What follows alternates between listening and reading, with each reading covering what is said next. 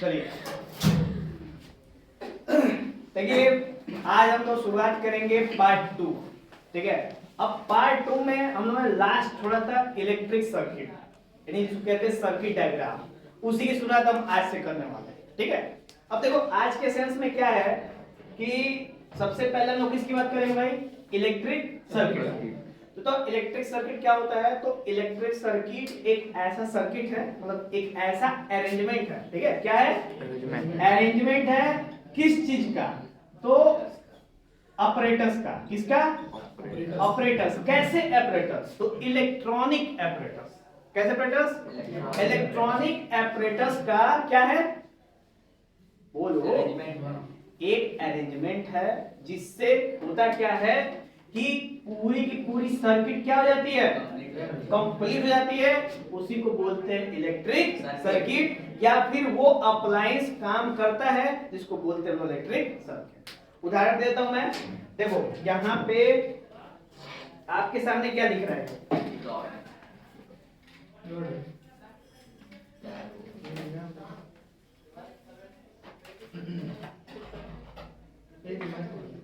देखो ये है ट्यूबलाइट। अब इस ट्यूबलाइट में हमारे पास क्या है, बताओ, वायर। और जो लाइट है, लाइट मतलब की है, देखो इसमें पेन है, क्या तो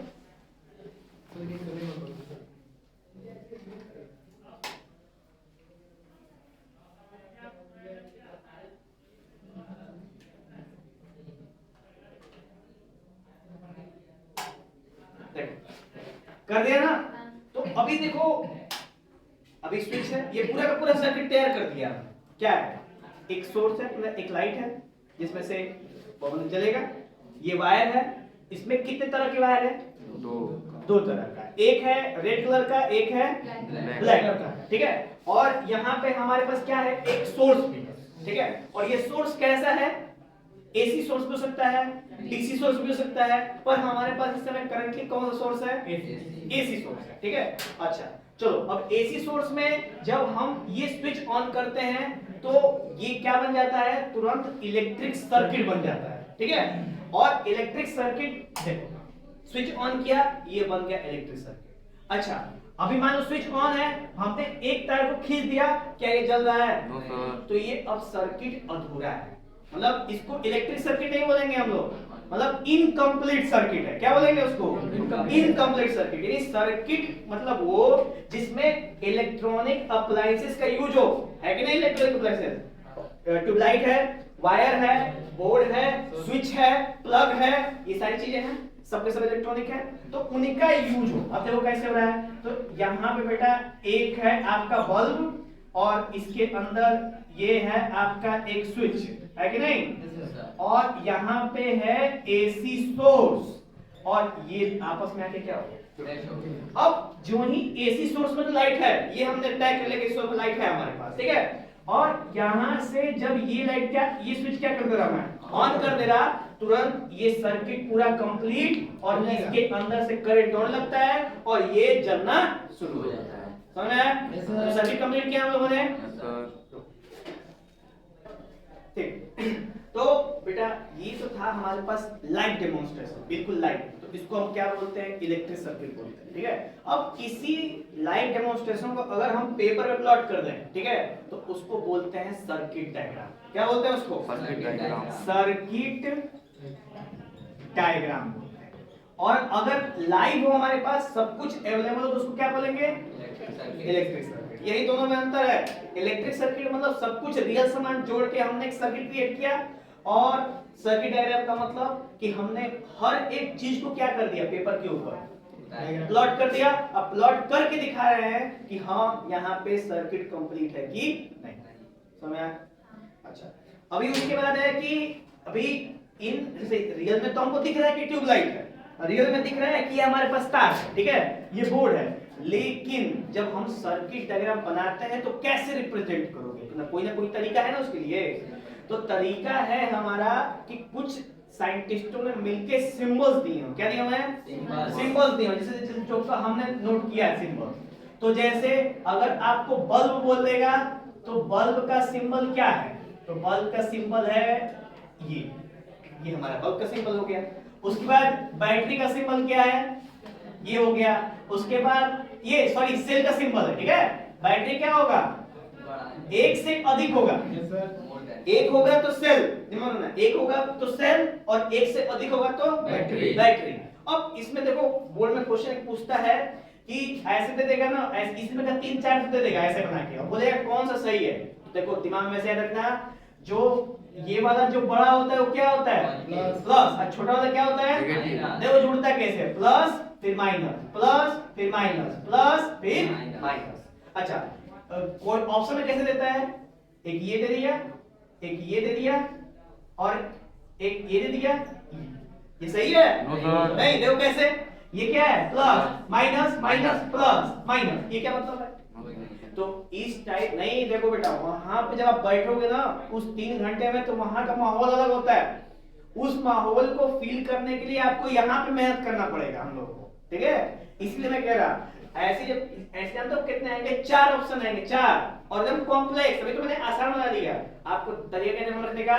सबसे उधर वाला क्या होगा? प्लस होगा और प्लस वाला हमेशा इधर ही होगा, लेफ्ट हैंड साइड इधर होगा हमेशा, लेफ्ट हैंड साइड। दिमाग में रख लेना एकदम, गार्ड बांध लो। प्लस वाला किधर होगा हमेशा? Left hand side. और माइनस वाला किधर होगा हमेशा? Right hand side. और अल्टरनेटिव होंगे plus plus minus plus minus. अगर माइनस माइनस एक बार आ गया गलत, प्लस प्लस एक बार आ गया गलत। सिंपल समझ गया? डिसाइड कर लेंगे आप लोग, समझ गए?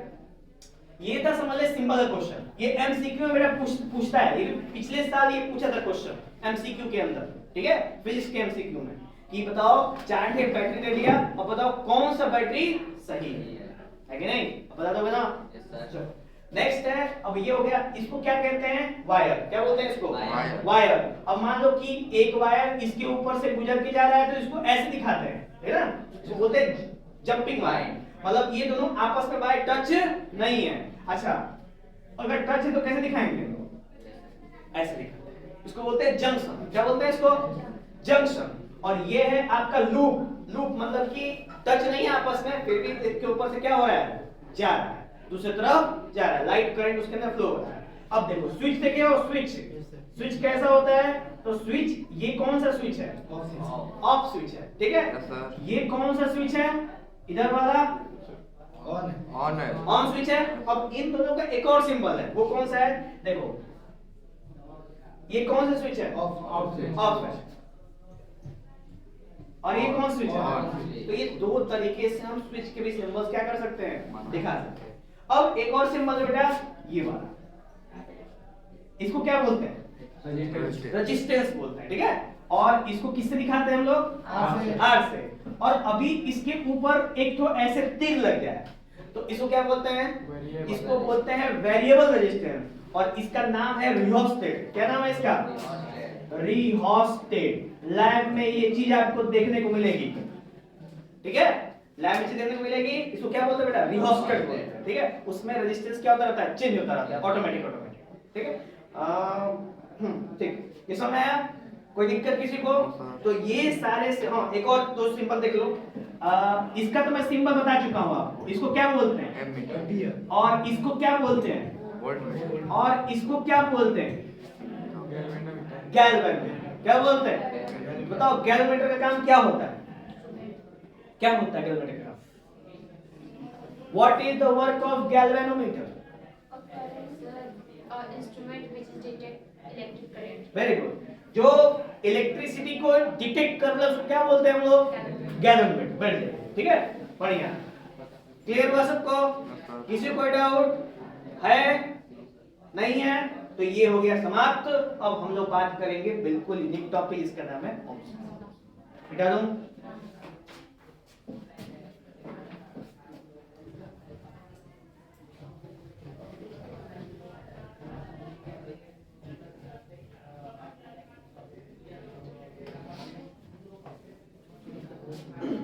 चलो हम लोग बात करें ओम्स लॉ का।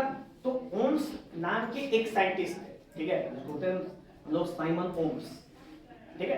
वो साइंटिस्ट थे और वो उन्होंने क्या करा था कि जब एक्सपेरिमेंट वो कर रहे थे इलेक्ट्रिसिटी से रिलेटेड, वायर से रिलेटेड, तो उन्होंने एक चीज देखी। क्या देखी? कि जब भी हम फिजिकल वैल्यू कांस्टेंट कर दें, फिजिकल समझते हो, फिजिकल वैल्यूज को क्या करते हैं हम लोग? कांस्टेंट कर दें। फिजिकल वैल्यू समझते हो? फिजिकल फिनोमेना नहीं समझते? फिजिकल का मतलब टेम्परेचर, प्रेशर, वॉल्यूम, ये सब क्या है?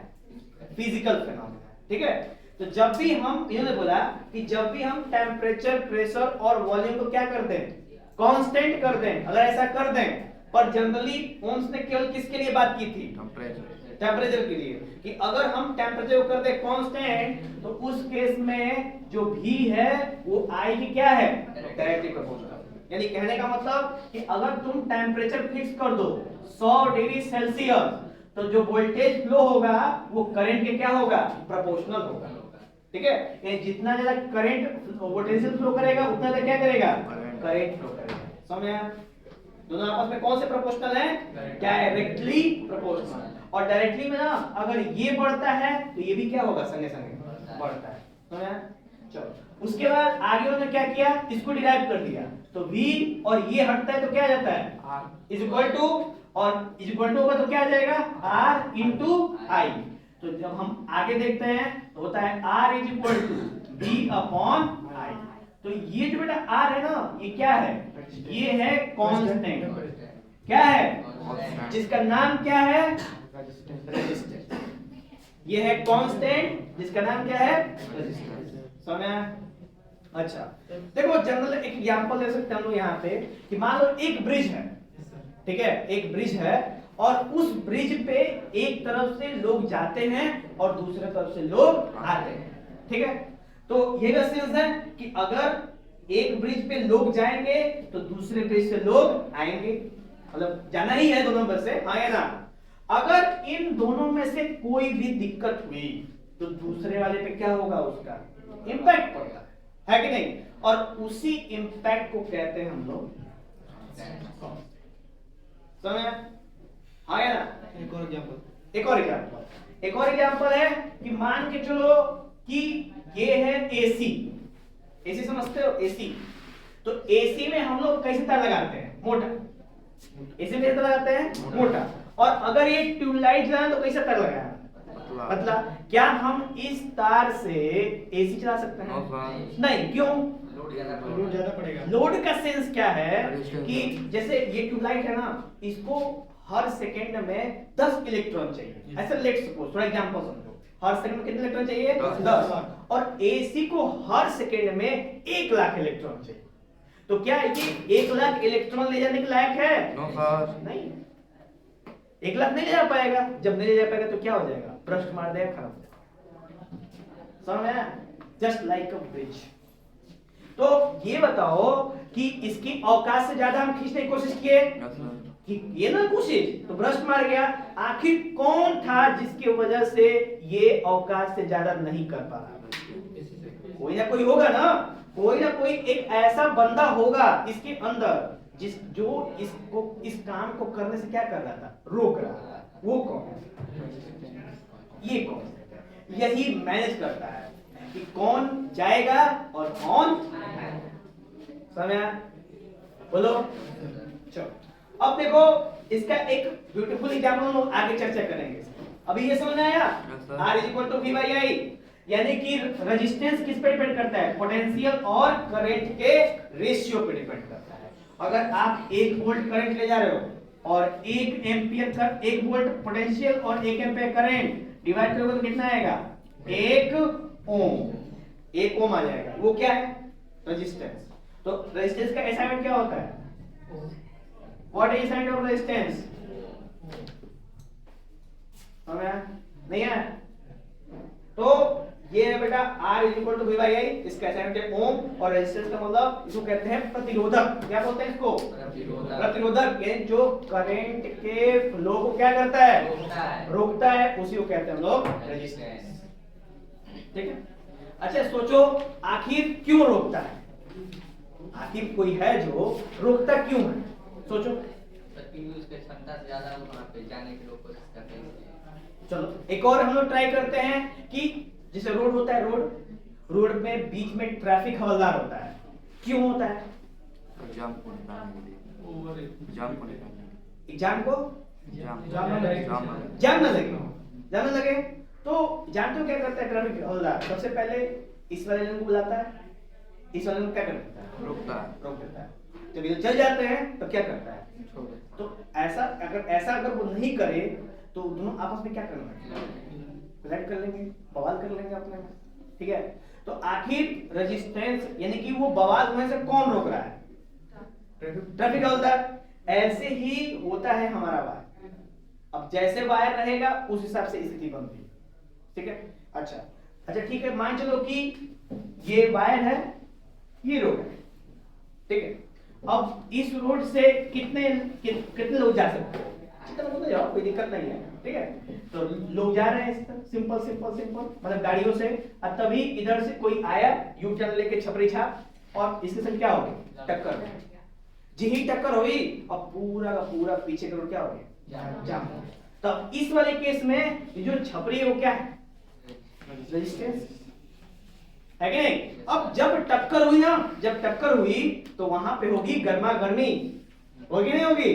टक्कर हुआ भले क्यों गलती हो गई, कैसे कह लेगा तू, ठीक? मारेगा। तो ये हो गया, भले किसी गलती हो तो दोनों तरफ से गर्मा गर्मी होगी तो पहले दो लोगों में होगी, फिर लोग पीछे रहेंगे, हॉर्न मारेंगे, पोए नहीं सुनेगा, फिर अरे रुक पहले, हटा सेकंड, डिस्टरबेंस होता। बताओ एक के ये इसकी वजह से पूरा हो गया डिस्टरबेंस। तो आप ये जो स्थिति है इसको कहते हैं रेजिस्टेंस। क्या है ये? रेजिस्टेंस है। और ये रेजिस्टेंस कैसे दूर हो सकता है? तो अगर ये रोड इतने में है ना, ठीक, अगर ये रोड इतना चौड़ा होता तो इधर के लोग क्या हो जाते? साइड से लेते हैं। तुम झगड़ा करो आराम से, चले जाएंगे, ठीक है? या फिर अगर इतना चौड़ा हो तो झगड़ा होता नहीं होता? इतना लंबा चौड़ा सड़क है, कहीं से तू नाच, कोई दिक्कत नहीं की। हाँ ऐसे ही नचाओ, वहां पे सांप खेलो, नागिन खेलो, ठीक है? चलो ओम्स लॉ समझ में आया? ओम्स लॉ क्या होता है? ओम्स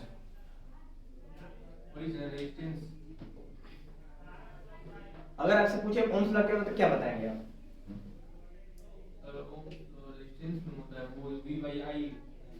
ऐसे बताओगे तो कभी नंबर नहीं देगा। बताओ ओम्स लॉ क्या होता है लीजा?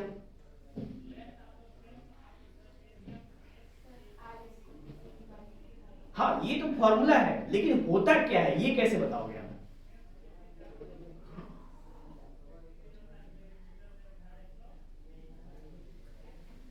बोलो।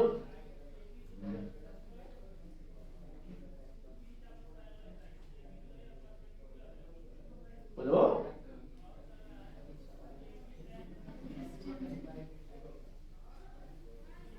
क्या बोल रही हो?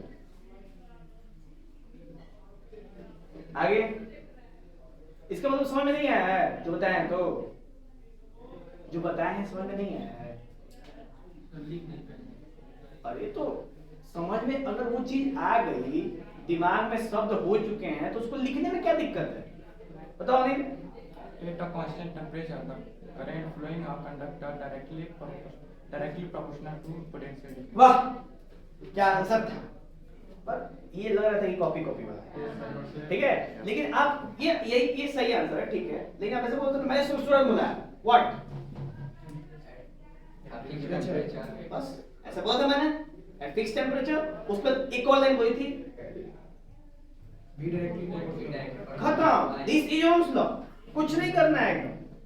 Eight constant temperature is equal to I, this is called Ohm's law. ऐसे बोलते हैं वोल्ट इलेक्ट्रिक वोल्ट मतलब एम्पीयर इज इक्वल एम्पीयर। आप एसआई में क्यों बोल रहे हो? हाँ ऐसे बोलो, एसआई में तो दोहराया नहीं जाएगा मैटर। चलो और कुछ इधर गम में है टाइप लगेगा। एक महीना 10 दिन में पढ़ेगा। चलिए 10 दिन आगे बढ़ा जाए। आगे बढ़ जाओ बेटा। हाँ सर। तो जानते हो हर एक कंडक्टर के लिए ये V और I की वैल्यू बनती है, हर एक कंडक्टर के लिए, ठीक है।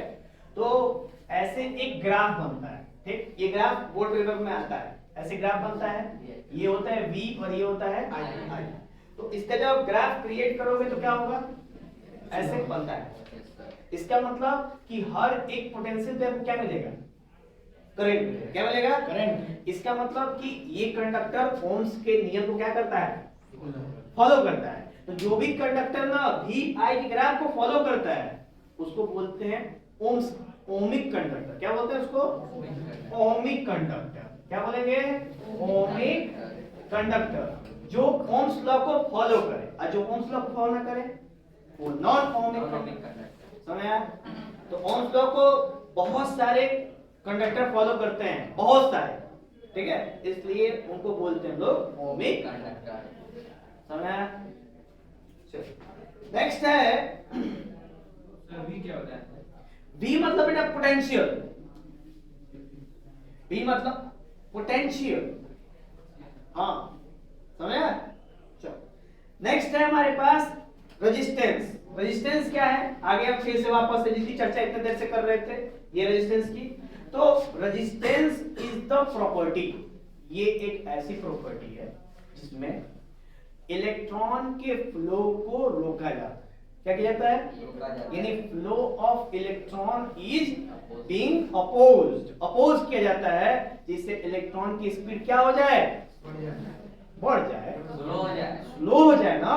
और जब भी इलेक्ट्रॉन की स्पीड स्लो होगी तो पीछे से हार्न मराएगा, जल्दी बढ़ो जल्दी बढ़ो, यानी गर्मा गर्मी होगी तो रेजिस्टेंस क्या हो जाएगा, बढ़ जाएगा, है कि नहीं। अब सोचो कोई रोड है तुम्हारे पास है केटीएम और सामने खपड़ेला रोड है, तुमको मजा आएगा चलाने में, कम से कम 10 गाड़ी कर आओ गवर्नमेंट को, ये कौन सी का रोड टैक्स दे रहा है, समझा। तो ये चीज है, समझा। चलो नेक्स्ट बेटा बात करेंगे रेजिस्टेंस का एसआई क्या होता है, ओम होता है, इसकी भी चर्चा हम लोग कर, ठीक है। चलो अच्छा अब नेक्स्ट है कि आखिर कौन कौन सी चीजें हैं, कौन कौन से फैक्टर हैं जिन पे रेजिस्टेंस क्या करता है, डिपेंड करता है। भाई बहुत सारे फैक्टर हैं क्योंकि अभी तक रेजिस्टेंस पढ़ रहा है ना, लेकिन ये नहीं पता हम लोग को चला कि आखिर किन किन चीजों पे वो डिपेंड करता है। तो अब हम लोग पढ़ेंगे वो कि किन किन चीजों पे डिपेंड करता है।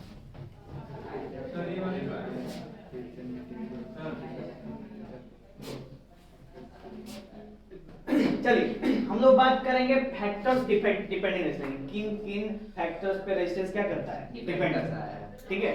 जैसे मान के चलो एक उदाहरण की बात करें तो आयरन है, ठीक है, आयरन किन किन फैक्टर्स की वजह से पड़ता है, आखिर क्या क्या फैक्टर हैं जो उनको मजबूर करते हैं कोचिंग में पढ़ने के लिए, क्या वो फैक्टर्स मौजूद हैं, नहीं है वो अलग बात है, लेकिन उसी तरह रेजिस्टेंस उसी तरह रेजिस्टेंस किन किन फैक्टर्स पे डिपेंड नाजिर। हाँ तो देखो पहला है जो रेजिस्टेंस है वो लेंथ पे डायरेक्टली डिपेंड करता है, यानी कहने का मतलब लेंथ बढ़ाओगे तो रेजिस्टेंस क्या होगा, बढ़ेगा। दूसरा है जो रेजिस्टेंस है वो एरिया ऑफ क्रॉस सेक्शन पे इनवर्सली करता है, यानी कि अगर एरिया बढ़ाओगे तो रेजिस्टेंस क्या होगा, घटेगा। ओके दूसरा। तीसरा है जो रेजिस्टेंस है वो टेम्परेचर पे क्या करता है, डायरेक्टली डिपेंड करता है, टेम्परेचर बढ़ाओगे तो रेजिस्टेंस क्या होगा, बढ़ेगा। और जो रेजिस्टेंस है वो नेचर ऑफ मटेरियल पे क्या करता है, डिपेंड करता है, ठीक है, क्या करता है, डिपेंड करता है, यानी तुम कौन सा मटेरियल यूज कर रहे हो उस पर बहुत ज्यादा डिपेंड है। लोहा यूज कर रहे हो कि सोना यूज कर रहे हो कि चांदी यूज कर रहे हो उसके ऊपर डिपेंड करेगा ना, आया ना। ठीक, तो ये चार चीजें हैं जिनके ऊपर रेजिस्टेंस क्या करता है, डिपेंड करता है। पहला लेंथ, यानी कि अगर इतना लंबा रेजिस्टेंस इतना बड़ा तार रखते हैं तो अगर इसका रेजिस्टेंस 1 ओम है तो इतना करोगे तो क्या हो जाएगा 4 ओम, क्योंकि लेंथ बढ़ गया, टाइम टेबल पूछना। अच्छा मान के चलो कि ये है आपका, कहाँ गया, वो बगल ही है,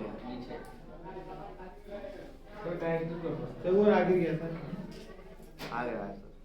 आ रहा है देखो ये तार है, ये देखो इसको ऐसे ऐसे इसको स्प्रिंकल करोगे ना तो इसमें कई सारे छोटे छोटे तार निकल जाएंगे। तो तुम जब ट्रांसफार्मर के देखोगे ना तो इतना मोटा तार लगा है यस सर। और इसमें देखो इतना पतला, यानी कि अगर ट्रांसफार्मर के इसके तार से और इससे मिलाओगे तो किसका रेजिस्टेंस ज्यादा? ट्रांसफार्मर का, इसका। क्यों? क्योंकि ट्रांसफार्मर तार क्या होता है? मोटा होता है, यानी उसका एरिया ऑफ ट्रांसलेशन क्या होता है? ज्यादा होता है, तो रेजिस्टेंस क्या होगा? कम होगा। इसका एरिया ऑफ ट्रांसलेशन क्या है? कम है। तो रेजिस्टेंस क्या होगा? ज्यादा होगा। समझ में आया नहीं? इधर आदित्य बतिया रहेगा किसी से? चलो नेक्स्ट है तीसरा, जो रेजिस्टेंस है वो किस पर डिपेंड करता है बेटा? टेम्परेचर पे। टेम्परेचर बढ़ाओगे रेजिस्टेंस क्या होगा? समझे? अच्छा, कभी दिमाग रखना ना कि गर्मी के दिनों में ना ये झगड़ा झंझट ढेर होता है। Yes sir. ठीक है, छोटी छोटी चीजों पे झगड़ा हो जाता है। Yes. क्यों? क्योंकि साइड के जो एटमॉस्फेयर गर्मी क्या होती है? बढ़ी होती है, तो इस वजह से रेजिस्टेंस क्या होता है? और जाता है। उसके बाद आखिरी जो मटेरियल, ठीक है, तो कहते हैं ना कि silver is the best material, यानी बेस्ट कंडक्टर। तो सिल्वर का यूज करो तो रेजिस्टेंस क्या होगा? कम होगा, और वही लोहा का यूज करो तो रेजिस्टेंस क्या होगा? बढ़ जाएगा। नीचे मटेरियल डिपेंड करता है। मुझे अनुज क्या एक बार और लास्ट वाला।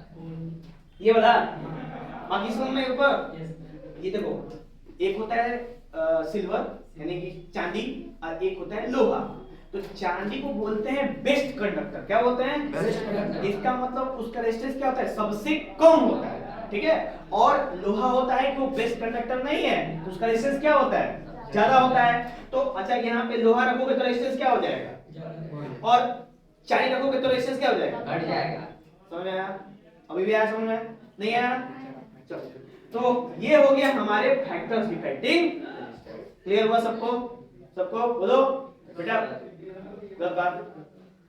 चलो अब बात करेंगे हम लोग कौन सा? रेजिस्टिविटी। देख लेते हैं। अब देखो, ये है पहला इक्वेशन नंबर 1 ले लो इसको, और इसको लो इक्वेशन नंबर 2। अब बेटा लिखने बाद हाँ, combining equation first and second combine कर दो तो क्या हो जाएगा? जो R है directly proportional to L upon A हो जाएगा। L upon A, R L A yes sir. हो जाएगा। अच्छा, ये कौन सा साइन है? प्रोपोर्शनल साइन है। कौन सा साइन है? प्रोपोर्शनल साइन है। हटता है तो क्या आता है हमेशा? कांस्टेंट। क्या आता है? कांस्टेंट। इक्वल आएगा। इक्वल के साथ क्या आएगा? हमेशा जब हमारा जब भी प्रोपोर्शनल साइन हटता है तो क्या आता है? कांस्टेंट आता है, कुछ ना कुछ आता है। उस वाले ओम्स लॉ में क्या आया था? रेजिस्टेंस। इसमें क्या आएगा देखते हैं। तो ये हो जाएगा R is equal to rho L upon A। तो ये रो है, ये आया है। और रो माने क्या होता है? Constant of resistivity. क्या बोलते हैं उसको? या रेजिस्टिविटी कांस्टेंट। समझे? Resistivity constant. तो रेजिस्टिविटी को ये क्या करता है? रिप्रेजेंट करता है। तो rho is equal to R A upon L। तो ये हमको रेजिस्टिविटी का फॉर्मूला निकल के समझ आया? अब देखो, समझ आया नहीं है? Yes sir. चलो, अब जो रेजिस्टिविटी होती है ना, वो केवल एक चीजों पर डिपेंड करती है, बस एक पे। कौन सी चीज पे? सोचो। Nature of material. बस एक पे, नेचर ऑफ मटेरियल। बस इसी पे डिपेंड करती है। जिसका नेचर ऑफ मटेरियल अच्छा, उसका रेजिस्टिविटी वैल्यू कम। जिसका नेचर ऑफ मटेरियल ज्यादा गंदा, उसकी रेजिस्टिविटी वैल्यू समझ आया? आया कि नहीं आया? चलो, अब तो ये देखो, रेजिस्टिविटी और रेजिस्टेंस में क्या क्या रिलेशन है? डायरेक्टली अगर रेजिस्टेंस बढ़ाओगे तो रेजिस्टिविटी क्या होगी? बढ़ेगी। देखो R कैसा कैसा रिलेशन है? डायरेक्टली R बढ़ाओगे तो रो क्या होगा? बढ़ेगा। समझ आया सबको? चलो, इसका एसआई क्या होता है बेटा रेजिस्टिविटी का? ओम मीटर। ओम मीटर। क्या होता है? ओम मीटर। ओम मीटर। और अगर आपसे पूछना कि रेजिस्टिविटी होता क्या है, तो इट इज द फेनोमेना। क्या बोलेंगे हम लोग? It is phenomena of a material to decide its resistance value depending on the length and area of cross section. यानी कि लेंथ और एरिया प्रेशर को देखते हुए उसके अंदर नंबर ऑफ इलेक्ट्रॉन कितने फ्लो कर रहे हैं ज्यादा हो गया कॉम्प्लेक्स क्या कॉम्प्लेक्स हो गया ना ये सही है। कॉम्प्लेक्स सही जा रहे हैं हम लोग कॉम्प्लेक्स हो जाएगा समझ में नहीं बताना तो ठीक है चलो तो अगर पूछो रेजिस्टिविटी क्या है तो रेजिस्टिविटी इज द फेनोमेना जो हमें बताता है किसी भी मटेरियल की क्वालिटी कि वो मटेरियल अच्छा कंडक्टर है कि नहीं समझ आया कि नहीं आया ठीक है और मेटल का रेजिस्टिविटी कम होता है और नॉन मेटल रेजिस्टिविटी क्या होता है समझ ये भी चलो तो ये था बेटा हम लोग का रेजिस्टिविटी यहां तक तो अभी समझ में आया सबको अब हम लोग आखिरी बात करेंगे कॉम्बिनेशन ऑफ रेजिस्टर्स ठीक है आखिरी बात करेंगे कॉम्बिनेशन ऑफ रेजिस्टर बस को देख लो ये टॉपिक हो जाएगा बहुत आसान है हलवा है एकदम ठीक है देखो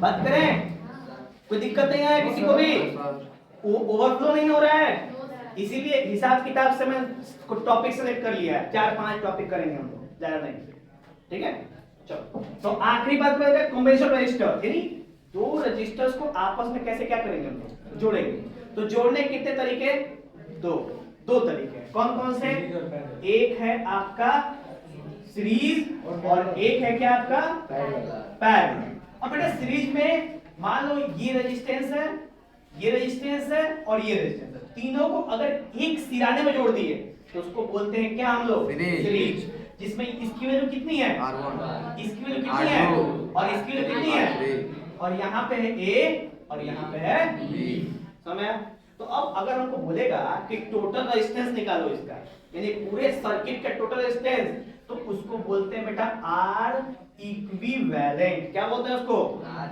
इक्विवेलेंट का मतलब समझते हो इक्विवेलेंट का मतलब सबका